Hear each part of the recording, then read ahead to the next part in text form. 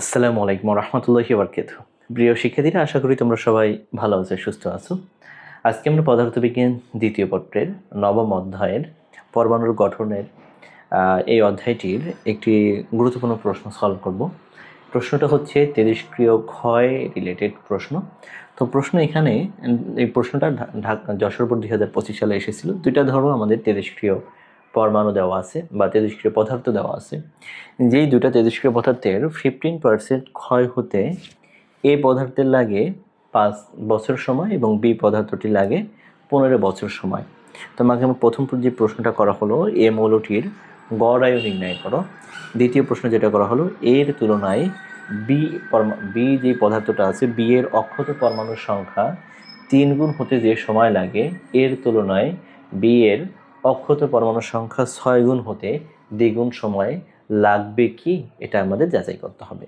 তো প্রথম প্রশ্নটা আমাদের ধরে নিলাম যে এই মৌলটার শুরুতে অক্ষত পরমাণুর সংখ্যা হচ্ছে আমাদের n0 এবং যেহেতু 15% ক্ষয় হয়ে যায়, ধরে নিলাম টি সময় পরে আমাদের অক্ষত পরমাণুর সংখ্যা হচ্ছে n0 minus 15 into n0 by হচ্ছে 100।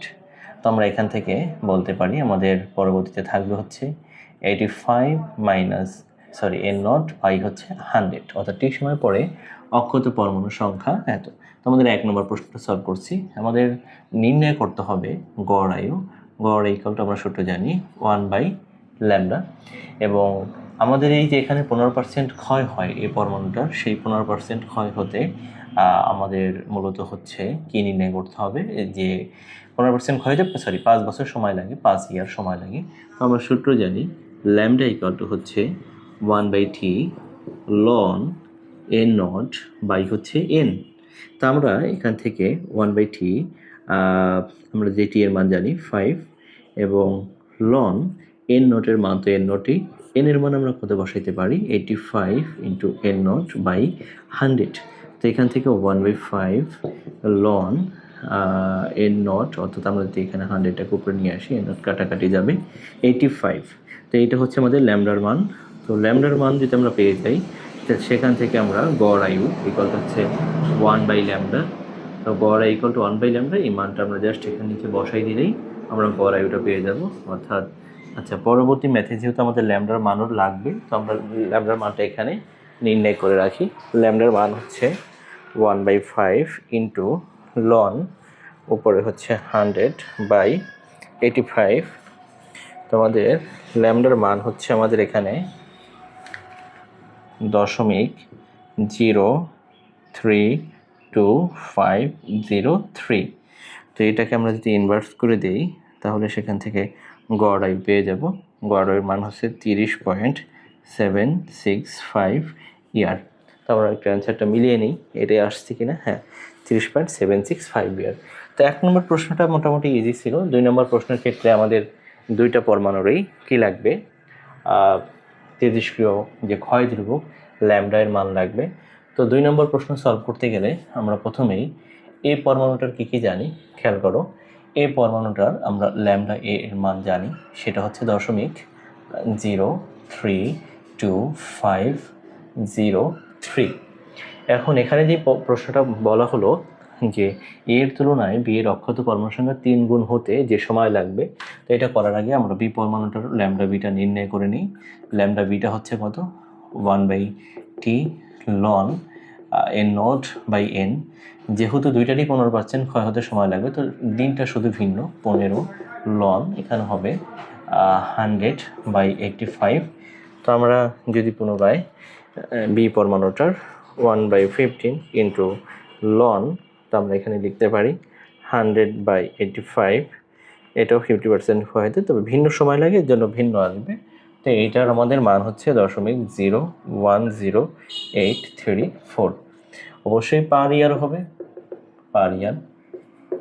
তো আমরা দুইটা পরমাণুরই অক্ষত পরমাণুর যে ক্ষয় ধ্রুবকের যে মান আছে সেটা আমরা জানি।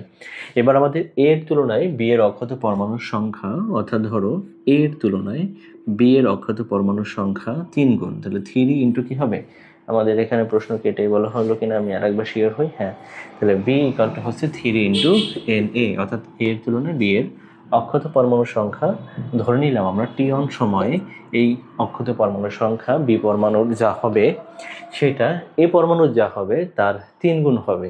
ধরলাম সেটা হতে পারে ধরো 20 বছর। 20 বছর পরে এ পরমাণুর অক্ষত সংখ্যা আসবে ধরো 10। সেক্ষেত্রে 3×10 = 30 আসবে কি বি পরমাণুটার। তো আমরা এখানে সূত্রটা লিখবো কি? সূত্রটা লিখবো হচ্ছে, আমরা সূত্র জানি n হচ্ছে n0 e⁻⁻ ল্যামডা ইন্টু টি1 হবে। এখানে ল্যামডাটা হবে কার? বি পরমাণুর। আবার এখান থেকেও n0 অবশ্যই 3 গুণ থাকবে e⁻⁻ ল্যামডা এ ইন্টু টি1। তো আমরা n0টাকে আগে বাদ দিয়ে দিলাম। তো আমাদের এখান থেকে উভয় পাশে লন নিব। তো লন e⁻⁻ ল্যামডা বি ইন্টু টি1। এখান থেকে হবে 3 ইন্টু, যেহেতু আমরা লন নিচ্ছি, লন 3, তার সাথে আবার তোমার গুণ থাকতেছে 3 e⁻⁻ ল্যামডা এ ইন্টু টি1। তো আমরা এখান থেকে ইজিলি কি করতে পারি? এই মানটাকে সামনে নিয়ে আসতে পারি, অর্থাৎ ল্যামডা বি ইন্টু টি1, তারপর হয়ে যাবে লন ই।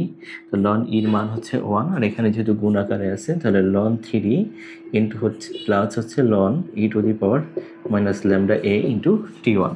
তো এই প্রশ্নটা কিন্তু খুবই গুরুত্বপূর্ণ একটা প্রশ্ন। মাইনাস ল্যামডা বি ইন্টু টি1, এখান থেকে হচ্ছে লন 3 প্লাস ওই আগের মতোই এখানে এটা হয়ে যাবে মাইনাস ল্যামডা এ ইন্টু টি1 লন ই। তো লন ইর মান 1 হয়ে যাবে। তো আমার এখানে থাকতেছে কি মাইনাস ল্যামডা বি ইন্টু টি1 লন 3 মাইনাস ল্যামডা এ ইন্টু হচ্ছে টি1। যেহেতু আমাদের টার্গেট হচ্ছে টি1 বের করতে হবে, তো আমরা কি করতে পারি?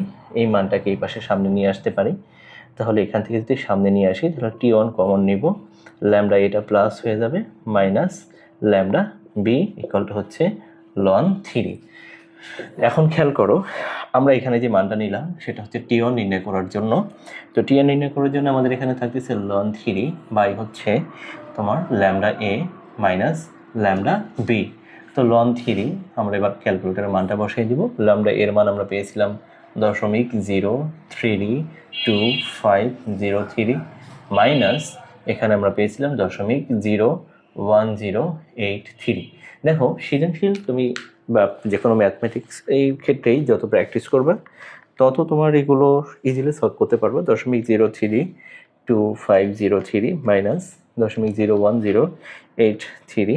তো এখানে আমাদের যে মানটা আসতেছে সেটা আসতেছে হচ্ছে যে 50 বছর পরে 6903 ইয়ার। 50 বছর পরে গিয়ে দুইটা পরমাণুর অক্ষত পরমাণুর সংখ্যা, যদি এ পরমাণুর থাকে 30, ধরো 10টা, তাহলে বি পরমাণু থাকবে সেখানে তার 3 গুণ 30টা।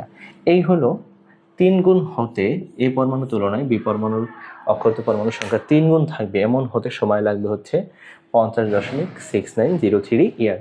একইভাবে আমাদের কি করতে হবে? যে 6 গুণ হওয়ার জন্য সময় বের করতে হবে। তো আমরা পুরো প্রশ্নটি সলভ করি। এটা যেহেতু আমাদের জায়গা নেই, এই অংশটুকু আমরা মুছে দিলাম। তো এখন খেয়াল করো, দ্বিতীয় অংশ করার জন্য সেমভাবেই এবার আমাকে কী করতে হবে? দ্বিতীয় ক্ষেত্রে কি হচ্ছে? বি পরমাণুটার অক্ষত পরমাণুর সংখ্যা এ পরমাণুটার কত গুণ হবে? 6 গুণ হবে।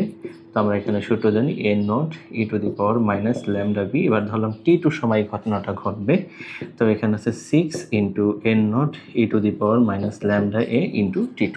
তো এবার আমরা একটু তো বিস্তারিত লিখবো না, আমরা একবারে উভয় পাশে লন নিলে যে ঘটনাটা ঘটবে ল্যামডা বি ইন্টু টি2 লন ই হবে। আর এখান থেকে আমরা যদি আগের মতোই n0 তো অবশ্যই কাটাকাটি যাবে, তো সেক্ষেত্রে আমরা পাবো হচ্ছে লন 6। এখানে আমরা যদি লিখি লন, যেহেতু গুণ আকারে থাকবে, e⁻⁻ ল্যামডা এ ইন্টু টি2। তো এখান থেকে আমরা লিখতে পারি মাইনাস ল্যামডা বি টি2, এখান থেকে লিখতে পারি লন 6 মাইনাস ওই যে লন সেখানে 1 হবে মাইনাস ল্যামডা এ ইন্টু টি2। তো এখন খেয়াল করো, টি2 ইকাল টু কী আসবে? লন 6 বাই হচ্ছে lambda A minus lambda B. তারপর আবার আমরা একটু মানটা বের করে দেখি যে আমাদের মান কত আসবে। তা জাস্ট আমরা আগের সেই মানটা বসাই দিতে পারবো, ল্যামডা 6 নিব, যেখানে মান আসতেছে আমরা একটু বইয়ের অ্যান্সারের সাথে একটু মিলিয়ে নিই 82.67। হ্যাঁ, এটাই আমার এখানে ক্যালকুলেটার এটাই আসছে 82.672 ইয়ার। এখন খেয়াল করো, এই দুইটা ঘটনা ঘটতে অর্থাৎ টি1 এবং টি2 3 গুণ হতে বি পরমাণুটার অক্ষতে পরমাণুর সংখ্যা এ পরমাণুর তুলনায় 3 গুণ হতে আমাদের সময় দরকার হলো 50.6903 ইয়ার, এত বছর, এবং 6 গুণ হতে সময় লাগবে আমাদের 82.672 ইয়ার। তো আমাদেরকে বলা হলো 6 গুণ হতে দ্বিগুণ সময় লাগবে কি, তো আমরা কি করব, T2 মাইনাস বাই T1 করবো, অর্থাৎ 82.672 বাই হচ্ছে 50.6903। তো আমরা একটু দেখি এখানে আসলে কত গুণ আসে। তো 82.672 ডিভাইডেড বাই 50.6903, তো না 1.63, অর্থাৎ এত গুণ হবে না, 1.63 গুণ, অর্থাৎ এই ঘটনা ঘটতে প্রায় দ্বিগুণ সময় লাগবে কি না, 1.63 গুণ সময় লাগবে, দ্বিগুণ সময় লাগবে না। দেখো এই প্রশ্নটা খুবই ইন্টারেস্টিং একটা প্রশ্ন আমার কাছে মনে হয়েছে। তো এরকম প্রশ্নগুলো আমরা ইনশাল্লাহ নিয়মিত সলভ করব।